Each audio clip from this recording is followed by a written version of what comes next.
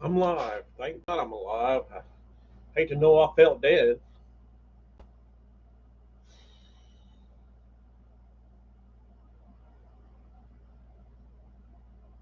Everything going live this morning.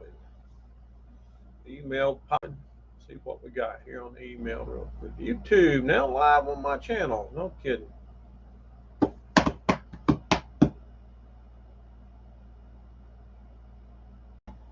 Sitting here this morning, guys. Who wants to join in? Anybody? Anybody anywhere? Antarctica, are you there?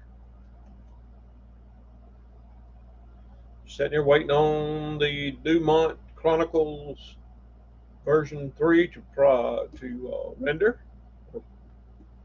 Get ready to upload it here in a little bit. But I've got another project coming up. Don't know when it'll work. When I'll work on it. But I've got a. Let me see if I can show you. Right, right there. RCA CTC 25X. Uh, RCA color TV, circa about 1971, I believe. 71, 72. Beautiful cabinet. Really no Mars on it. Just needs a good wipe, cleaning, and a good furniture polish on it. A little rub down. It needs pitch tube. Pitch tube got cataracts around it. Uh, and I was going to do pull a Shango on it and pull the front cover or the front of the pitch tube off and get all that goo and everything out of there and then reseal it. However, not worth doing that because the CRT is weak and I've tried to recover it. It's just tired. It's just not going to work. Anyway, it's a 25XP22 genuine RCA tube that's in there. 25XP22. Now I'm on Video Karma. Supposed to be the go-to site for all the television collectors out there and all this kind of stuff. Supposed to be the big name forum for all things electronics. So I go on there a few days ago and I post wanted to buy 25XP22. Well, there's been 24 people look on there. Nobody has said nothing. Nobody has stepped up and said, hey, I got one, or hey, I know one. But I guess something that old, I guess something that old, and people have these picture tubes. I want to save them for themselves. They hoard them. What I'm thinking. I mean, if TVs were the center of my life and I had thousands of them and I wanted to fix them, and I would hoard parts too, I guess. But that's a pretty prevalent picture tube, I would think. I'm sure there's substitutes for that. I haven't bothered to look it up. But it just aggravates me. You go in there and you post something like that on there. 24 people look at it and don't even say, hey, I might know where one is, or hey, you might look here. They just, it aggravates me. That's what takes the fun out of doing this. Now, I guess I need to be patient and wait. This set ain't, it's in my way, but it ain't going nowhere. But on the other hand, what the hell am I going to do with it when I fix it? The chassis works. I mean, it works. It plays. It's got a picture on there. It looks like crap, but it does run. Let me do something here. That's better. It's bugging me. The camera was off center a little bit.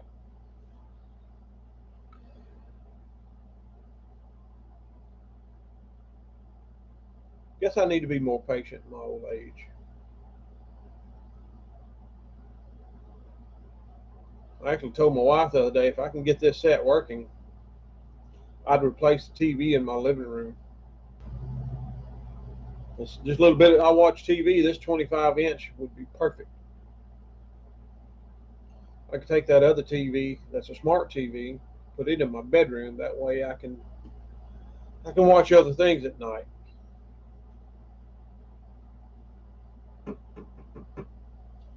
That would be perfect. I could set things. I could put things on it I got on my little my little table under the TV now. So I've got an old radio that I put back on there, things like that.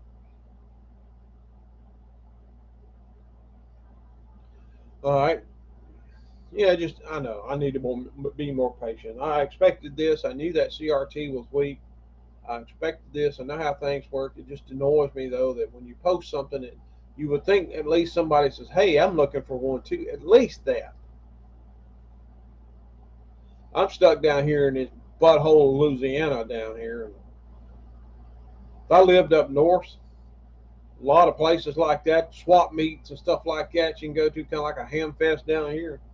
Find all this kind of stuff, but not down here in lowly ass Louisiana. It's like a 3 or 4 hour drive for me to go to some of these meets.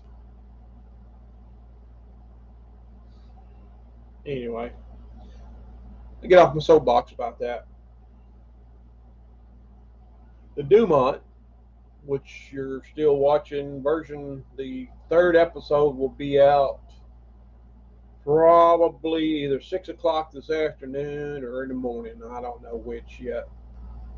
Uh, I know the second episode was a little long and a little drug on, but the whole episode 1 through 5 chronicled going through one of these sets from one end to the other and replacing and repairing and testing. That's just what you do. And I feel like, well, I could shorten all of this mess, make it one little tiny 10-minute video, and that's pointless. If you truly like to work on this stuff and you truly believe in this stuff, I would watch this. I would sit in my bed at night, earbuds on, so I don't interfere with other people, and watch this to see what somebody else does. What's it take? If you've never done this before, what does it take to do something like this? I know people's got short attention spans, and yes, I do too. But that's my that's my logic behind these being 5 episodes. Yeah, it's like now episode 3, things start changing. I'm still changing components, but I'm cleaning the set. I'm working on the tuner. Uh, I'm doing this stuff. Things that's got to be done. You know, it's what you do to make this stuff work. Anyway, after 3, it gets more exciting with chapter 4. As you go on through these chapters, more and more things start to take place. It's a logical progression.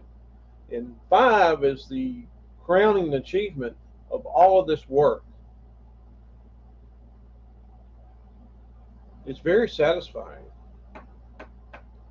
I will say, no, I'm going to do an epilogue on that. I'm not going to tell you what. The set's been running here for about a week and a half. I've been coming out here to my shop. Turning it on, letting it run, just letting it burn in. I noticed the vertical's a little touchy. I mean, it rolls every now and then, but it's fine. It ain't really shown any oddities to it. But the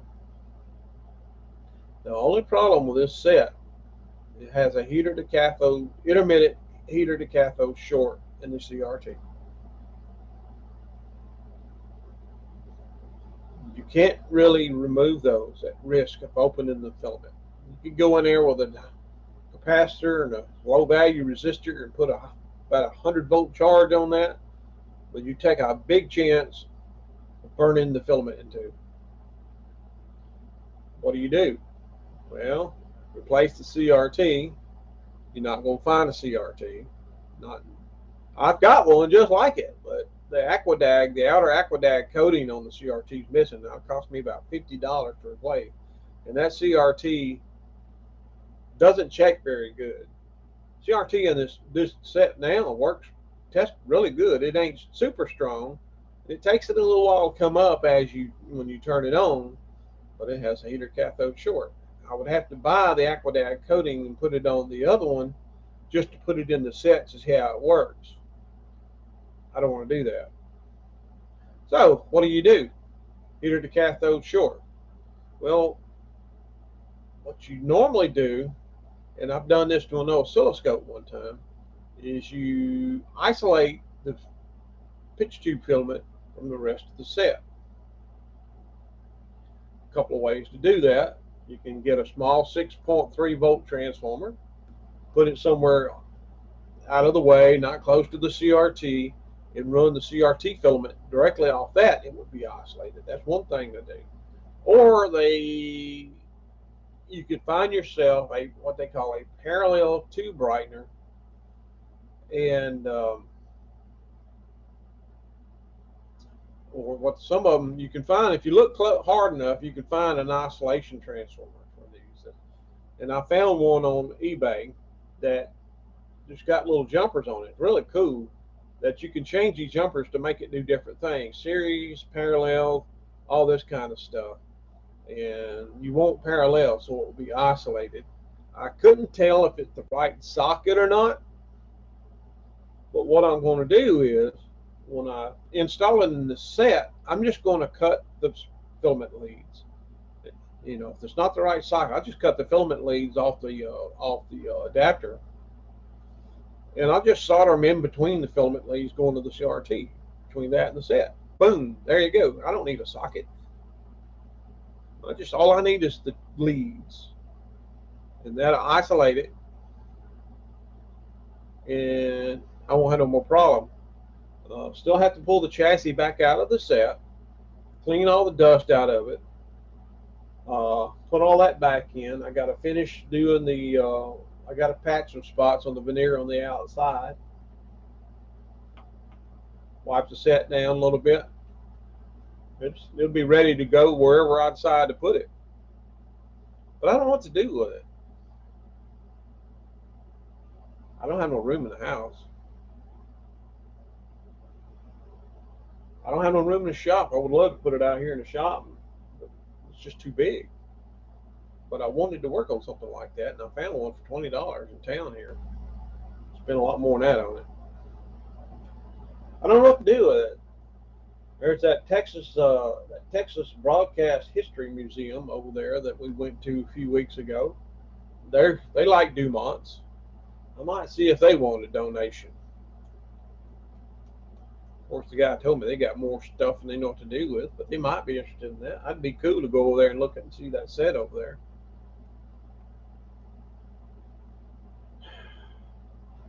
Let's see, what else? The 1460, the B&K 1460 oscilloscope. That project is dead. That oscilloscope, it's got so many old transistors in it, old style transistors, and I just cannot make it work. I don't know if it's the transistors or wrong, the ones I bought off eBay. They looked original, they test all right. Or is it the FET, the dual gate FET on that thing? I don't know. I've been through that and been through that. It will not work. I don't understand what its deal is. It's just she never bought it. So I'm putting that one to the side as either I'm going to work on it later or I'm just going to gut it for whatever. I can find me another one, 1460, that's good. Maybe needs a CRT. I can get it cheap enough. I'll buy it and just put the CRT out of that one in whatever I buy, and I'll be good to go. What else? That's all I got really going on. Can't wait to get this old 25-inch RCA working if I ever find a picture tube.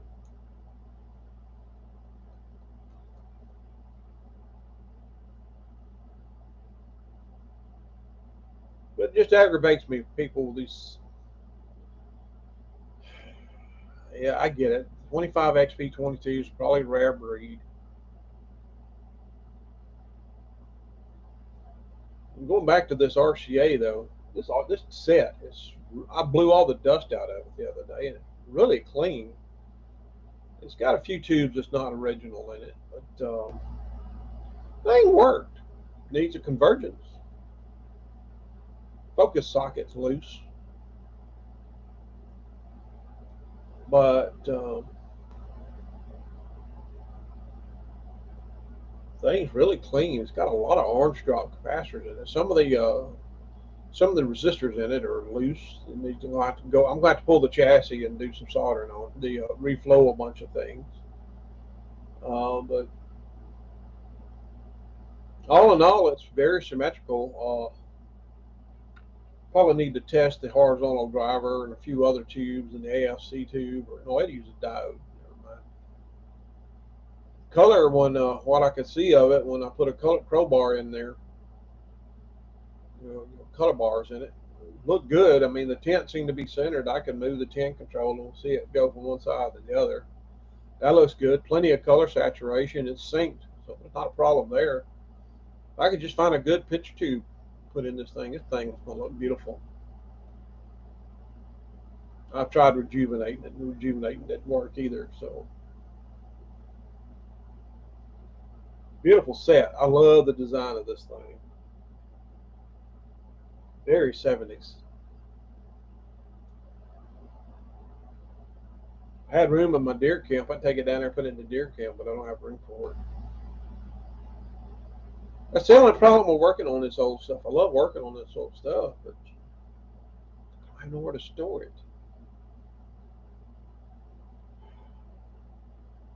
Guess maybe I ought to take these things in and repair them for people. But the problem is, I'm not a good cabinet or woodworking guy. I'm scared of it. I ain't scared to jump in this electronic stuff, but it's the woodworking that gets me. I'm scared. I don't want to take that next step because it's just so much stuff to remember. This lacquer, or is it shellac, or whatever, Formby's number 9 or whatever. I don't know all that. I've never done it, and it's just be kind of costly. It gets costly when you try and experiment and don't know what the hell you're doing. And the finish on this TV is a really odd finish. It's kind of a speckled brown and black looking. I would not be able to recreate that. And I love the look of that. I wouldn't begin to know how to recreate that.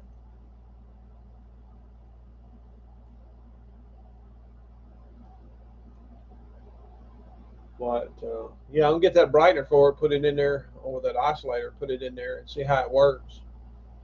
And if I can get that short, if that'll fix that short, if that'll make it work right, fine. Then I'll put the back on it, and then I'll find a home for it somewhere. It's. I think it's ready to go. It's yoke so far. Knock on wood, is holding up the repair that I done on it. And I wish I would have chronicled that a little bit better, because that yoke repair was something else. I've never tore a deflection yoke apart successfully. I remember doing it one time years ago in a TV shop. I don't even remember what the details was. I remember messing with it, but yeah, I took this whole thing apart. I mean, and the winding on the vertical winding was corroded into, so I just removed several turns and cleaned it all up. Put some chronodope on it in a couple places that looked sketchy. I don't know how long it'll last. I just figured it'll last long enough for me to find another yoke. So I don't know what to do with it. Somebody wants it, you know,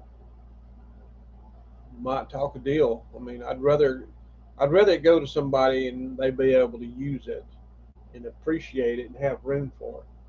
That's really what I would like. I would like somebody to take this off my hands, this Dumont, take it off my hands and give it a good home.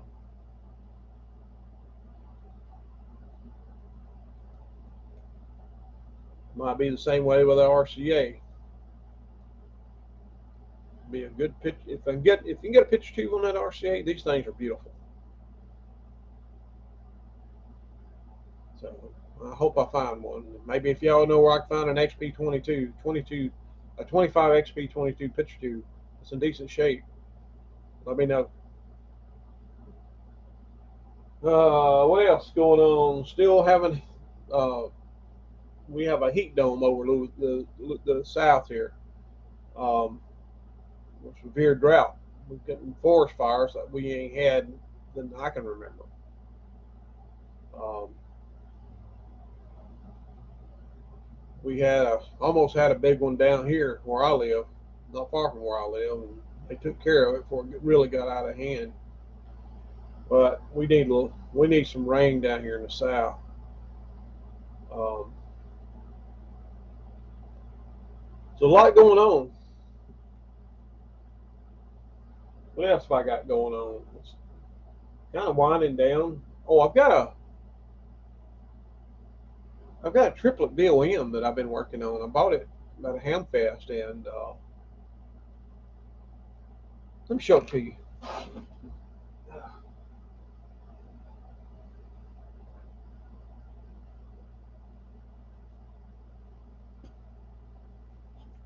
Beauty. Look at this.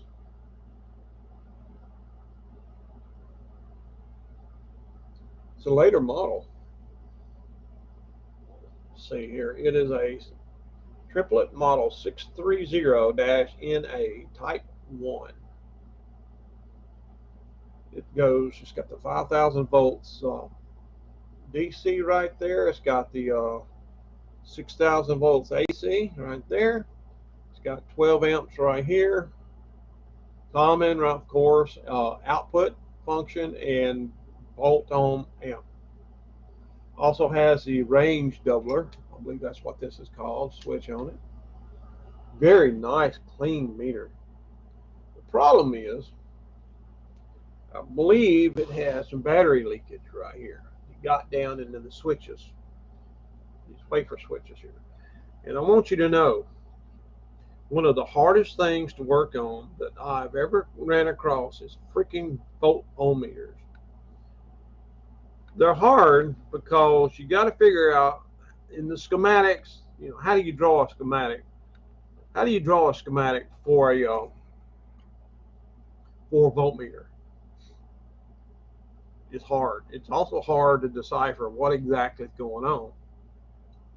But what I found with this so far is, on the ohm scale, R times 100,000, the 2 ohm scale, if you just put it on R times 100,000, no leads attached, it's showing some resistance. In other words, the meter will deflect. In other words, there was leakage. There was leakage on one of these wafer switches. And it took me about 2 days to track it down to right there at the switch on the wafer switch. 2 contacts side by side had leakage to its adjacent partner. I wound up taking my Heathkit capacitor tester and putting it on leakage test, raising the voltage up really high to about 400 volts. And it actually removed the short. Man, everything was great. But now, the R times 10,000 scale doesn't measure correctly. The R times 10,000, I put a 10,000 ohm resistor on there, and I put it on the R times 10K. I'm sorry. Yeah, R times 10K. It measures wrong. It doesn't. It measures 2,300. I'm sorry, 23K instead of 10. Or measuring on the one. Of course, all the divider resistors are good. More leakage in here. I've actually sprayed this thing down with electrical cleaner. I've washed it out with alcohol. I've actually put it in the ultrasonic cleaner and dried it for 2 days. Still don't work right. It's leakage in here. What I would like to do, I don't know if you can see this or not, is pull them wafers out. I'd like to get this back section here. This, going back to what I said a little while ago. If you've ever or never worked on a VOM, or if you have, this is not easy. How they put this crap together, I'll never know. I got to get, honestly, to fix this thing right, I need to be able to get to that number 2 wafer. That's where the problem is. Now, I said that it was probably corrosion from the battery. I have not seen evidence of somebody hooking this thing across a 110-volt line in the ohms mode, because there's no resistance. There's no resistors bad in there, which tells me this was not subjected to high voltage. There's no arc traces. This has got to be contamination from here. So, one of my thoughts is,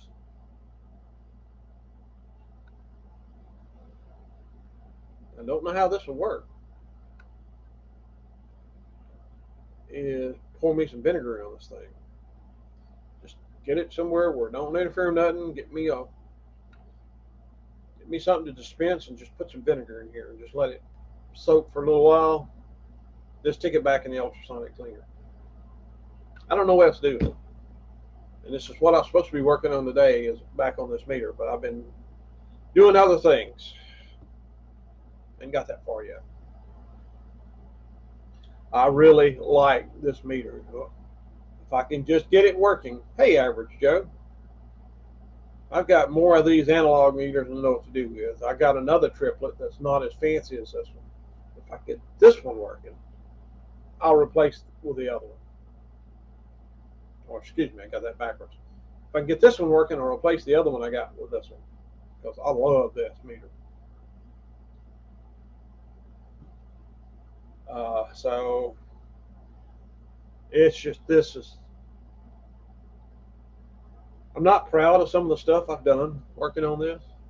Like, I don't know if you can see right here, see how where I cut the resistors.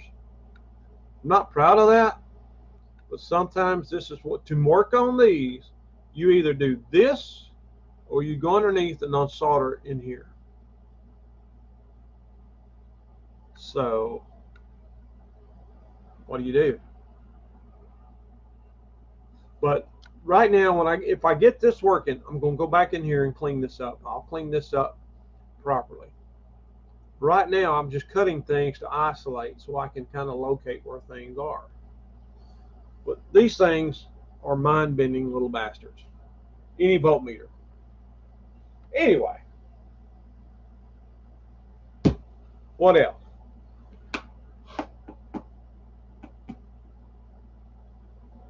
I need to get down to the hunting camp and work on that. But God Almighty, it's been triple digits down here for like weeks. I don't want to go down there. It's supposed to start cooling off a little bit next week, so maybe next weekend.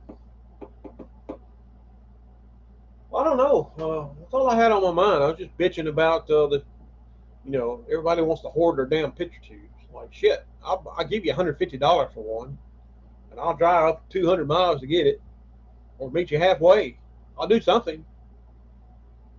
So maybe somebody will come through, or maybe somebody in here that knows, or somebody that sells picture tubes. Anyway, that's all I had. I'm waiting on this video here to produce. So I'm going to get out of here. Joe, thanks for hanging out there, brother. I'm